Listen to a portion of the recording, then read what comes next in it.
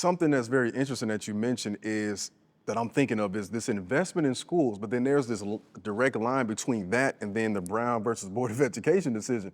So can you speak a little bit more about that? Because were these schools kept well over time? Because why would we then be fighting for integration if we already had top quality schools, right? Is the assumption. And can you speak to how Jewish folks also advocated for that decision as well? Yeah, so if you go back and they ask you answer your first part of the question, so they're thinking about the schools were necessary because the alternative in many locations was nothing. Now, were they always the very best that was available? No. Not all of them actually had the latest chemistry lab or the latest other tools and things there. But if the option is nothing, yeah, they were critical. But Thurgood Marshall, Jack Green, and others who were actually engaged in activities related to desegregating schools across the country also came to understand that you couldn't carve out one little part and not deal with the whole thing. The real question was separate but equal. And you started dealing with that in the school setting, but that had ramifications for every other setting of American life. And so they were trying to figure out how to then say, okay, we benefited from the Rosenwald schools. There's a whole illustrious alumni of the Rosenwald schools, but that's not enough.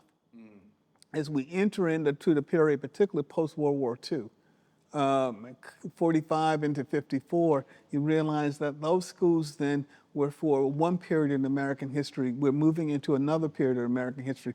The atomic bomb had been dropped. We were in the nuclear age now. And so we had to figure out how to actually identify other kinds of resources.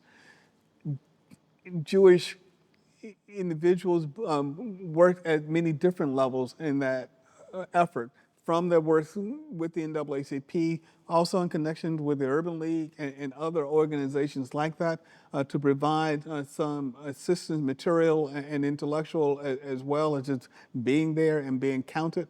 So that was one part. But the second part is that particularly going to the course, is also to say on the ground in communities around the country, segregation was wrong. So if you think about it, for Jewish Americans who had endured a quota system, particularly in higher education in the United States, there was this sense of what it meant to be excluded. And so there, it was palpable in coming out of the events of World War II and the Holocaust in Germany, that realizing that exclusion could be deadly. And so people began to stitch these things together, both at the individual level, but also at the group and societal level. The net result is that by the time we get to the Brown decision, we're at a point where people say, okay, this is not only unconstitutional, it's wrong. Wow.